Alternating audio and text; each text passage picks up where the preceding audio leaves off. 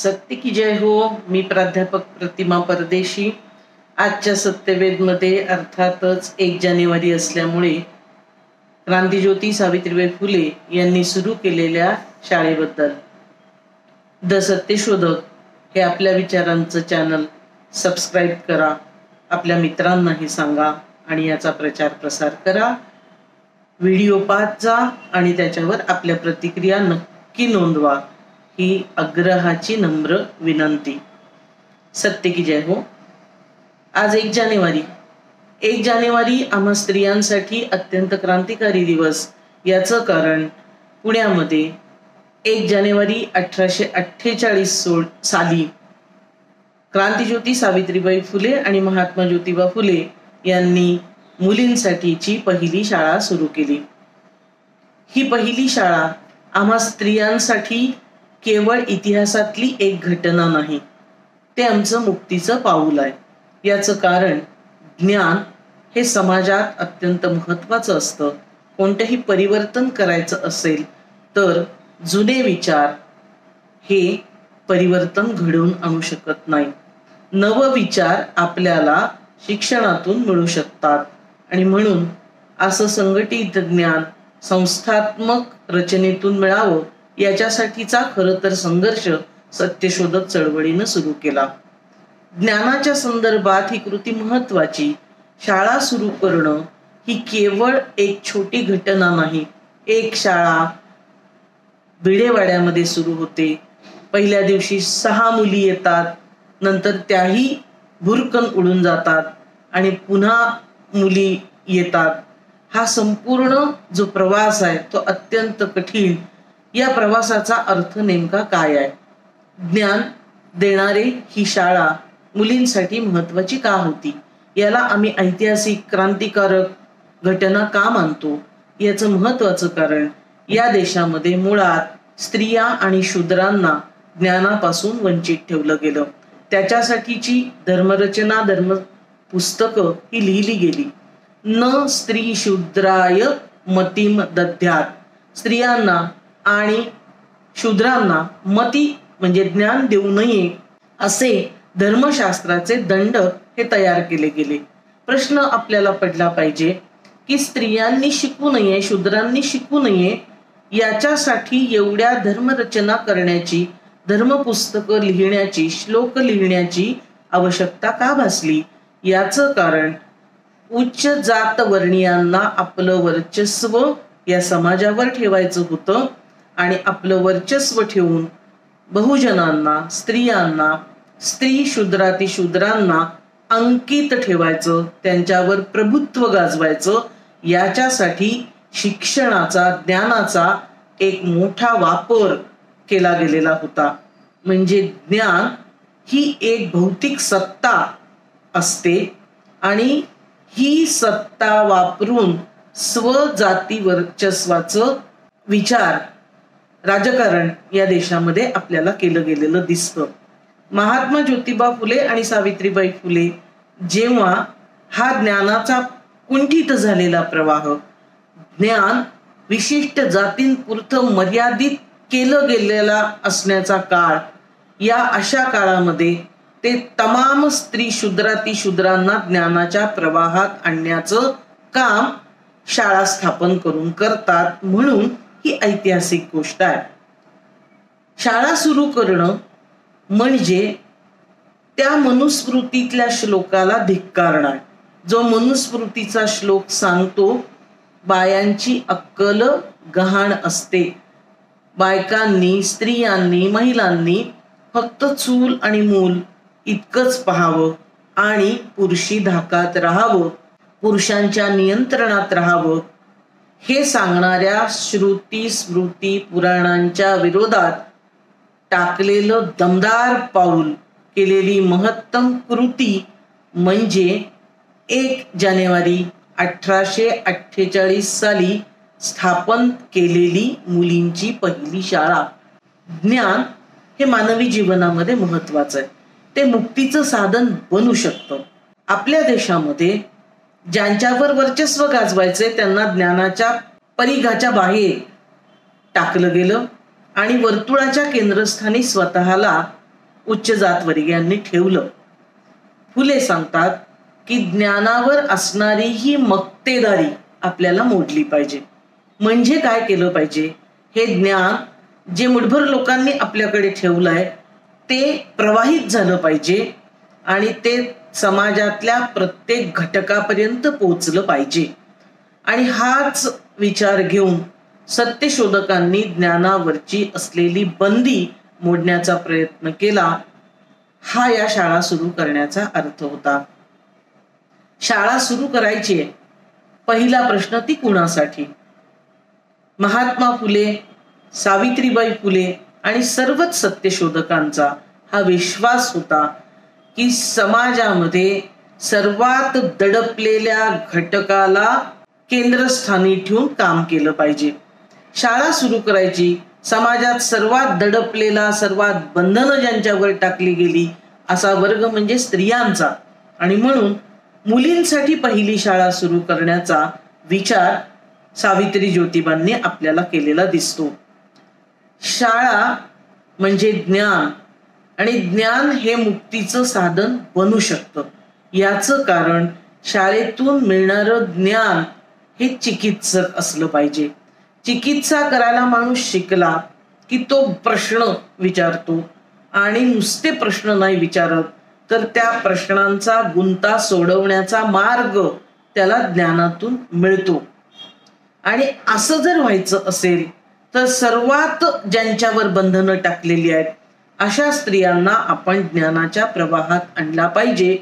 हाच खरं तर शाळा सुरू करण्याच्या मागचा मुख्य उद्देश होता. शाळा सुरू करायची आहे, मुलींसाठी करायची आहे, पण ही शाळा सुरू करायची तर त्याचं एक प्रारूप आपल्या पुढे आहे का? कसं प्रारूप शाळेचं असलं पाहिजे? कारण त्याच्या अगोदरही ज्ञानाच्या नावाखाली, शिक्षणाच्या नावाखाली आपल्या देशात काही गोष्टी चाललेल्या होत्याच, पण ते ज्ञान हे वर्णाश्रम धर्माचं होतं. जो ज्या वर्णात जन्मला त्यांनी त्या वर्णांबरोबर आपलं शिक्षण घेतलं पाहिजे.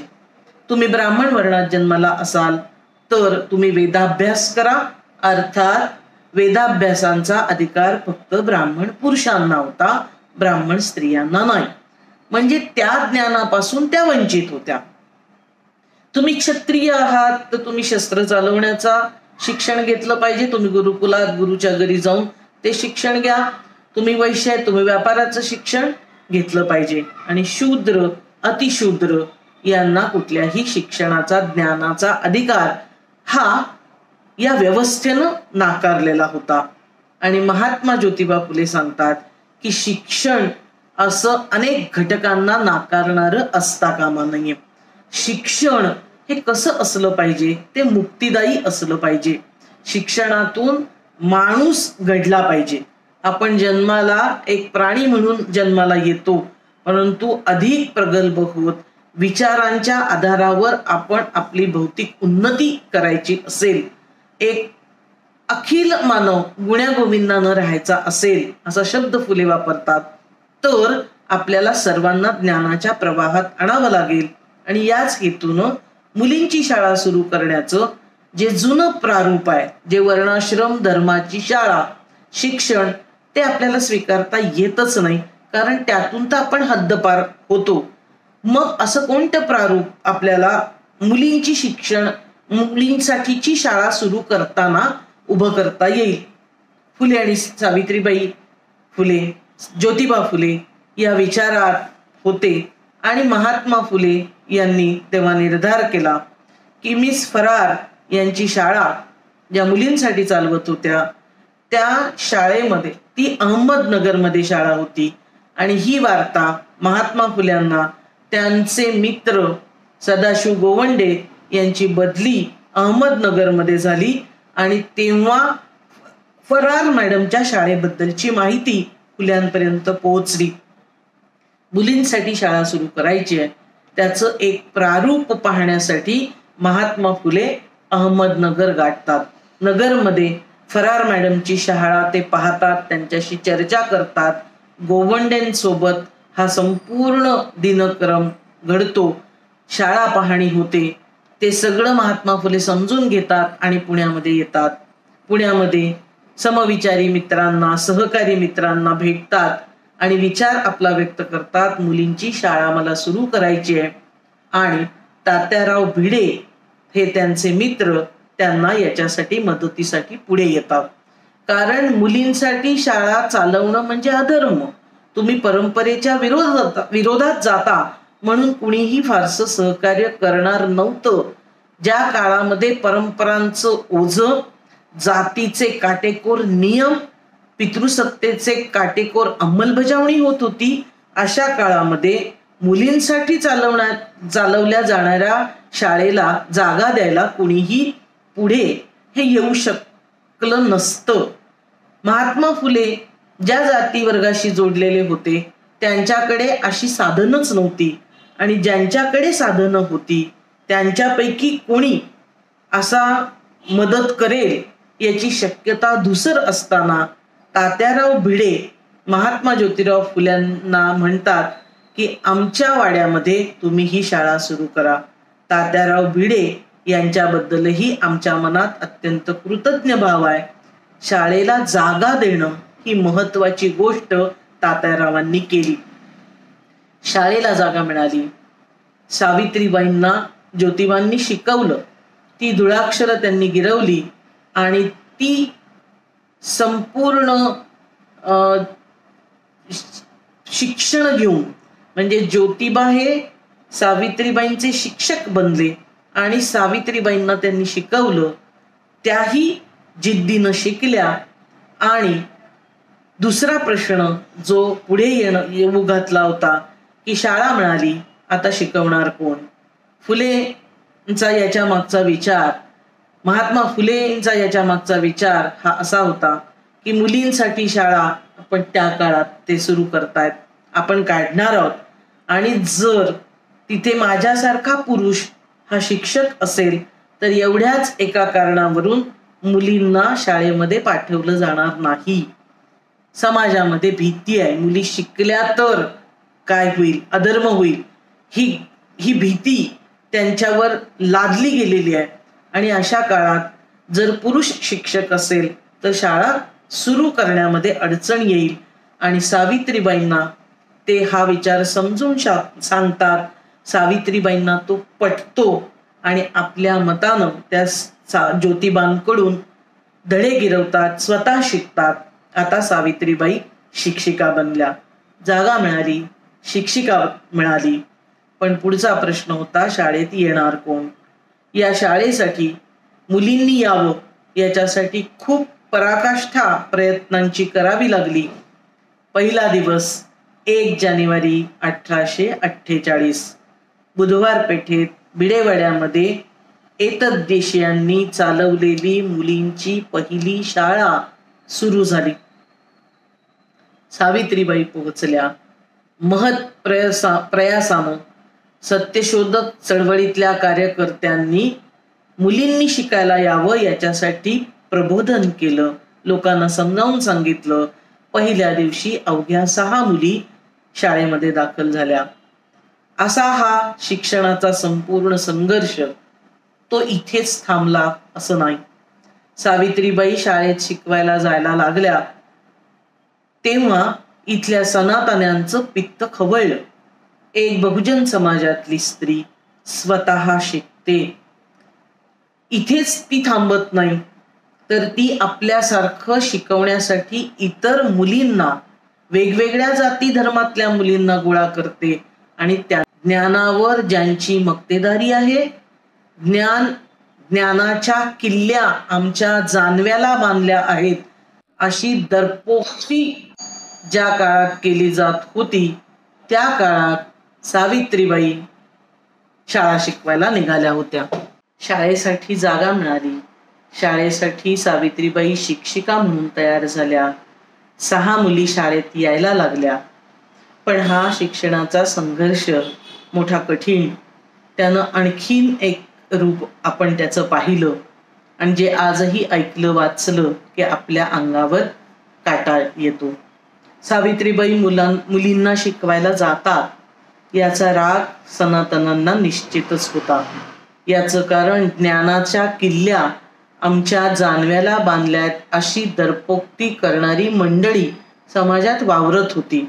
आपल्या ज्ञानाच्या मक्तेदारीला धक्का दिलेला सनातन्यांना मनोमन पटत नव्हता आणि म्हणून सावित्रीबाईंच्या या शिक्षण कार्यात अनेक अडचणी आणण्याचा प्रयत्न झाला.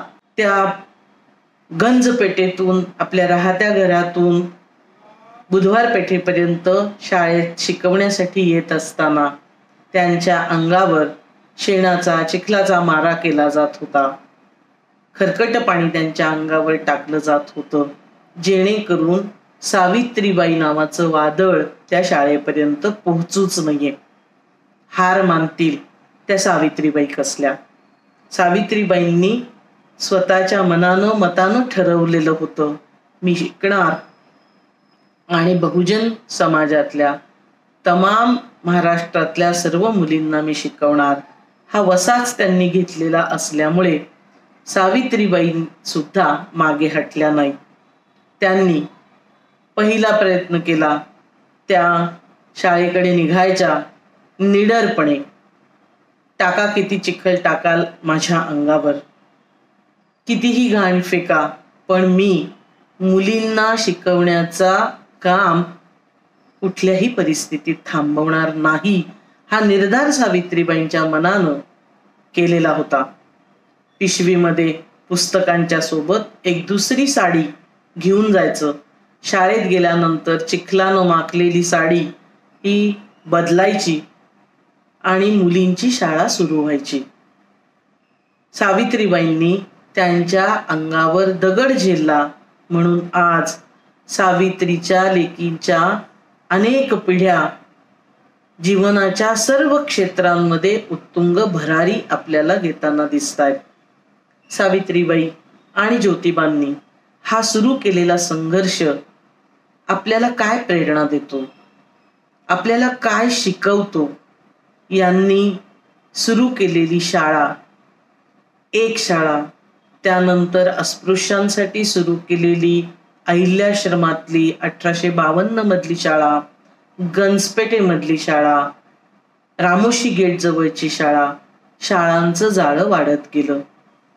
हा विचार हे केवळ शाळांचं जाळं वाढलं इतकंच नाही, एकाच्या अनेक शाळा झाल्या इतकंच झालं नाही.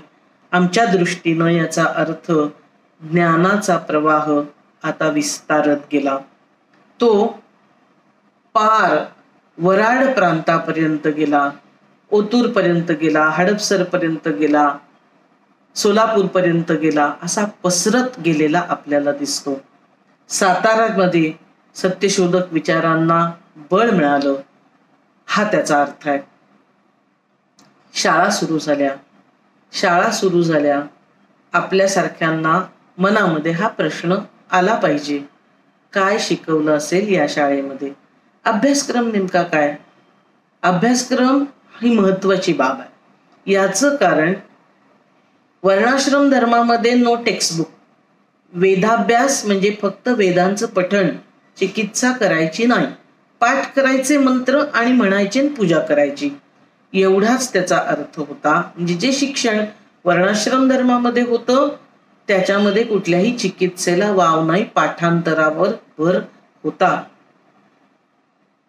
मग महात्मा फुल्यांनी सुरू केलेल्या या ज्ञान संघर्षामध्ये अभ्यासक्रमांबाबतीत काय विचार केला गेला, हा 1 जानेवारीच्या दिवशी याचं स्मरण आपण केलं पाहिजे आणि 21व्या शतकात नव्यानं त्याची धारणा, त्याची धोरणं आपल्याला कशी बनवता येतील याचा विचार आपण केला पाहिजे.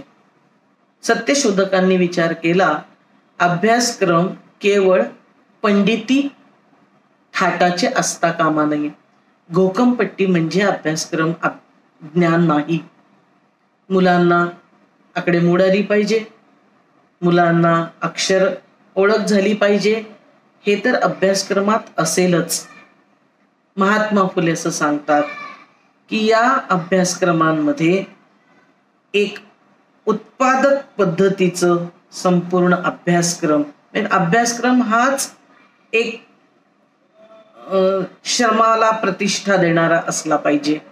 म्हणजे पंतोजी आले, शिक्षक आले, त्यांनी घोकमपट्टी करून घेतली आणि 1 तास संपला असं होता कामा नये.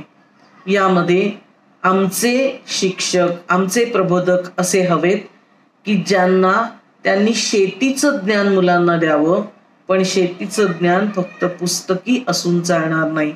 आमच्या ज्ञानाचं काम करणाऱ्या शिक्षकांनी प्रत्यक्ष शेतामध्ये उभं राहून नांगर चालवून पेरणी करून त्यांना दाखवलं पाहिजे.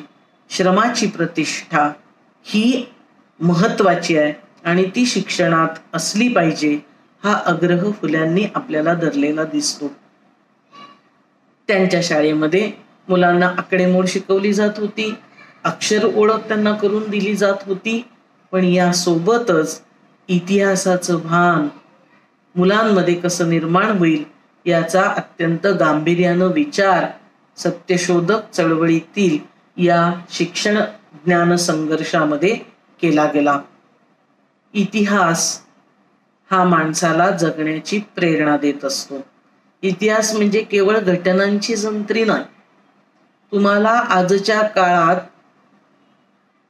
प्रेरणा आवश्यक असतात लढण्यासाठी, आणि अशा विषमतावादाविरोधात, शोषणाविरोधात लढण्याची प्रेरणा तुम्हाला इतिहासातून मिळते आणि ती आपण घेतली पाहिजे. हा एक सत्यशोधकांचा दृष्टिकोन होता. महात्मा ज्योतिबा फुले यामुळेच छत्रपती शिवाजी महाराजांच्या समाधीचा शोध लावताना दिसतात. शिवाजी महाराजांमध्ये त्यांना प्रेरणा मिळते. त्यांच्या विचार कार्यातून आपण धडे घेऊन आजचा समाज घडवू शकतो, हा विश्वास फुल्यांना होता. म्हणून इतिहासाकडून प्रेरणा घेण्याची गरज फुल्यांनी ओळखली आणि मुलांच्या अभ्यासक्रमामध्ये इतिहासाची ओळख, इतिहासाचा अभ्यास हा समाविष्ट केला गेला. काय झाला या अभ्यासक्रमाचा परिणाम? याचं अत्यंत चांगलं जिथं जागतं उदाहरण म्हणजे मुक्ताबाई. ज्ञानोदयमध्ये जिचा मांग महाराच्या दुःखाविषयी हा निबंध प्रसिद्ध झाला, त्याला पारितोषिक मिळालं, त्याची वाहवा झाली. ज्ञानोदयनं हा निबंध छापला. या निबंधामध्ये मुक्ताबाई मांग असं नाव तिचं छापलं गेलं. मुक्ताबाईनं सत्यशोधकांच्या पुढाकारातून सुरू झालेल्या शाळेत शिक्षण घेतलं आणि सत्यशोधक संस्कारात अक्षरशः मुक्ताबाई न्हाऊन निघाली. आणि हा सत्यशोधक संस्कार तिच्या निबंधाच्या शब्दांमध्ये आपल्याला पाहायला मिळतो, अनुभवायला मिळतो. मुक्ताबाईनं मांग महाराजांच्या दुःखाविषयी लिहिणं म्हणजे शिक्षणातून आम्ही अक्षर ओळख झाली, आम्ही इतिहास शिकलो, आम्ही विचार करायला लागलो, तर आम्ही पहिल्यांदा कशाबद्दल बोलणार आहोत? आम्ही आमच्या दुःखाबद्दल बोलणार आहोत. आणि मुक्ताबाई बरोबर आपल्याला मांग महाराजांच्या दुःखाविषयी निबंध लिहिताना दिसते. निबंधामध्ये 3 महत्वाचे मुद्दे मुक्ताबाईंनी मांडले. 1, आम्ही धर्म नसलेली माणसं. मुक्ताबाई प्रश्न विचारते. 11 वर्षाची छोटी मुलगी, अशीच बालसुलभ भाषा पण विचार मात्र क्रांतिकारी या निबंधातून पुढे मांडलेला दिसतो. अस्पृश्यांना या धर्मामध्ये स्थान नाही, मग आम्ही या धर्माला आमचा धर्म का म्हणावा? हा प्रश्न सत्यशोधक संस्कारातून विचारण्याचं हिम्मत, भान मुक्ताबाईला मिळालेली आपल्याला दिसते. या तुमच्या धर्मग्रंथांमध्ये आम्ही पंचम वर्ण पण नाही, त्याच्या पलीकडे आहोत, तर आमचं कोणतं धर्म पुस्तक आहे ते आम्हाला कळीव, असं ती म्हणते ईश्वराला, की इथे वेद हे ब्राह्मणांसाठी आहेत, मग आमच्यासाठी काय आहे हे तू मला कळीव, म्हणजे तुमची पुस्तकं आमच्यासाठी नाहीत. ही एक धर्मचिकित्सेची बीज तिच्या विचारांमध्ये, तिच्या निबंधामध्ये आपल्याला दिसतात. मुक्ताबाई आपल्याला हे विचारायचं धाडस करताना दिसते की आमच्या स्त्रिया बाळंत होतात, सर्व स्त्रिया बाळंत होतात, पण ज्या ब्राह्मण स्त्रिया आहेत, तिचा शब्द आहे, ज्या ब्राह्मण स्त्रिया आहेत त्या जेव्हा प्रसूत होतात त्यांच्या डोक्यावर छप्पर तरी असतं, परंतु आमच्या अस्पृश्य माता मावल्या उघड्यावर बाळंत होतात. त्यातच अनेकींना बाळंत रोग होऊन त्या मृत्यू पावतात. आरोग्याला सुद्धा जात असते. आम्हाला हे कुठलंही प्रकारचं म्हणजे मूल जन्माला घालण्यासाठीच एक वातावरण सुद्धा आम्हाला मिळू शकत नाही. एक सुरक्षितता आम्हाला दडपलेल्या स्त्रियांना मिळत नाही. स्त्रियांमध्ये सर्व स्त्रिया शोषित असतात, परंतु सर्वात जास्ती शोषित या दलित आणि बहुजन स्त्रिया आहेत. हे जे फुल्यांनी सतत मांडलं त्या विचारांचा प्रभाव मुक्ताबाईवर आपल्याला स्पष्टपणे जाणवतो. मुक्ताबाई प्रश्न करत आपल्याला उत्तरापर्यंत घेऊन जाते. पर्याय देणं ही सत्यशोधकांची संस्कृती आहे, त्यांचा विचार. जे जे विषमतावादी नाकारलं त्याला पर्याय सत्यशोधकांनी नेहमी दिला. याच विचारांचा संस्कार शाळेतून झालेली मुक्ताबाई तिच्या निबंधाच्या शेवटी आमचा समाज आजारी आहे. का आजारी? त्याच्यात जातीनुसार वर्तन केलं जातं, जातीभेद केला जातो, स्त्रियांना दुय्यम वागणूक दिली जाते, अस्पृश्य स्त्रियांना अधिक हीन वागणूक दिली जाते. हे सगळे आजार आहेत. आमच्या समाजाला आजार झालेले आहेत. आणि मग या आजारातून बरं करायचं तर कोण करेल? त्या काळामध्ये वैद्य करायचा. वैद्य म्हणजे जो नाडी तपासायचा. मुक्ताबाईनं प्रश्न विचारलाय की तुमचा वैद्य हा आम्हाला आमची नाडी तपासत नाही, कारण नाडी तपासायला तुम्हाला हाताला स्पर्श करावा लागतो. आम्ही तर ठरलो अस्पृश्य, मग तुम्ही आम्हाला साधं औषध देत नाही आणि तुम्ही न तपासताच आम्हाला औषधाच्या पुड्या देता. मग इतका जर आजार हा जातीय विखाराचा, पितृसत्तेचा विखारी सगळा आजार भारतीय समाजाला लागला असेल तर याच्यावर उपाय काय? मुक्ताबाई सांगते की आम्हाला गुट्टी पिली पाहिजे. बाळाला आपण जशी बाळगुट्टी देतो ते मजबूत होण्यासाठी, समर्थ होण्यासाठी, तशी या आजारी समाजाला ज्ञानरूपी गुट्टी दिली पाहिजे. म्हणजे सर्वांना ज्ञान मिळालं की सुदृढ समाज तयार होईल. हे आत्मभान सत्यशोधक संस्कारांच्या शाळेतून मुक्ताबाईला आपल्याला मिळालेलं दिसतं.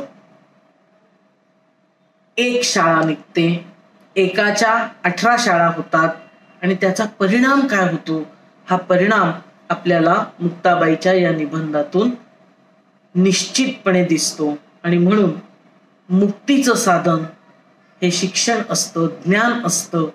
हा या विचारानं सुरू झालेली ही मुलींची पहिली शाळा हे क्रांतिकारी पाऊल ठरतं. स्त्रिया शिकतील, त्या विचार करतील आणि विचार जेव्हा स्त्रिया करायला लागतील तेव्हा त्या त्यांच्यावर होणाऱ्या अन्यायाच्या विरोधात निश्चित बंड करतील. हा त्यामागचा एक विचार आहे.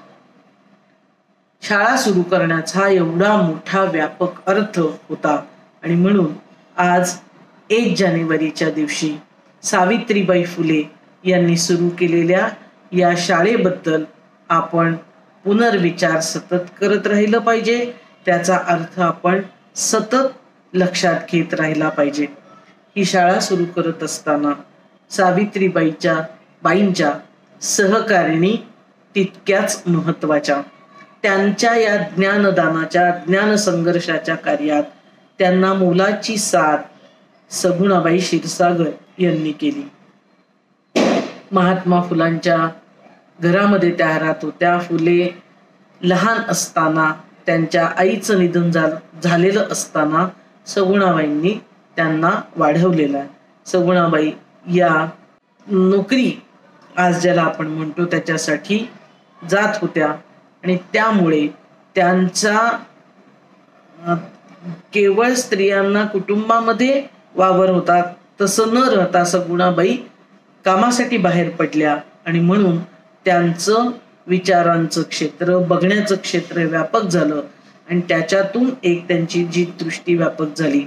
त्यांनी या संपूर्ण संघर्षात ज्योतिबा आणि सावित्रीबाई यांना साथ केली. यांच्या सोबतीला या शिक्षण संघर्षामध्ये महत्वाचं नाव म्हणजे मागे मी जो उल्लेख केला तो फरार मॅडम यांची शाळा. त्यांचा या सगळ्या प्रारूपाचा एक मोठा परिणाम महात्मा फुल्यांनी सुरू केलेल्या शाळेमध्ये आपल्याला दिसतो. म्हणून त्यांच्या प्रती पण आपण कृतज्ञ असलं पाहिजे. आणि अर्थातच तिसरं नाव आणि अत्यंत जीवाभावाच्या मैत्रिणी म्हणजे एक सिस्टरहूड ज्याच्यामध्ये आपल्याला खूपच शोधता येतं त्या फातिमा बी शेख. फातिमा शेख यांची सोबत या ज्ञान संघर्षामध्ये सावित्रीबाईंना नेहमी लाभली. आज 1 जानेवारी या दिवशी 2025 साल उजाडत आहे. नव्या वर्षामध्ये नवी शाळा सुरू करण्याचं 1848 साली सुरू झालेलं हे ऐतिहासिक काम आजही संपलंय असं माझ्यासारख्या सत्यशोधक कार्यकर्तीला वाटत नाही. सावित्रीबाईंनी ज्या उद्देशानं ज्या ध्येयानं ही शाळा सुरू केली, स्वतःच्या अंगावर शेण दगडांचा मारा सहन केला. आज सावित्रीच्या लेखी आम्हाला शिक्षणामध्ये जी संपूर्ण परिस्थिती दिसतेय ती बदलली पाहिजे. याच्यासाठी आम्ही वचनबद्ध झालं पाहिजे. 1 जानेवारी आमच्यासाठी सावित्रीबाईंनी सुरू केलेल्या शाळेच्या कार्यातून प्रेरणा घेण्याचा दिवस. पण आज आम्ही निर्धार करतो की प्रिय साऊ, आम्ही तुझी प्रेरणा घेऊन नव समाज निर्मितीसाठी, सत्यशोधक समाज निर्मितीसाठी कटिबद्ध होऊ. आम्ही रडणाऱ्या नाही, लढणाऱ्या तुझा वारसा पुढे घेऊन जाऊ. तू जी ज्ञान ज्योत लावली ती ज्ञान ज्योत आम्ही कधीच विझू देणार नाही. उलट एका ज्योतीनं हजारो लक्षावधी ज्योती या आम्ही पेटवत राहू आणि तुझा वारसा आम्ही पुढे चालवू. हेच आज सावित्रीबाईंनाही नमन आणि त्यांनी सुरू केलेल्या शाळेचं सुद्धा स्मरण. ही शाळा, हे ऐतिहासिक काम, हे क्रांतिकारी काम आमच्या सर्व स्त्रियांसाठी एक मुक्तीचं पाऊल आहे. सावित्रीबाईंच्या विचार कार्याला सलाम. सत्य की जय हो.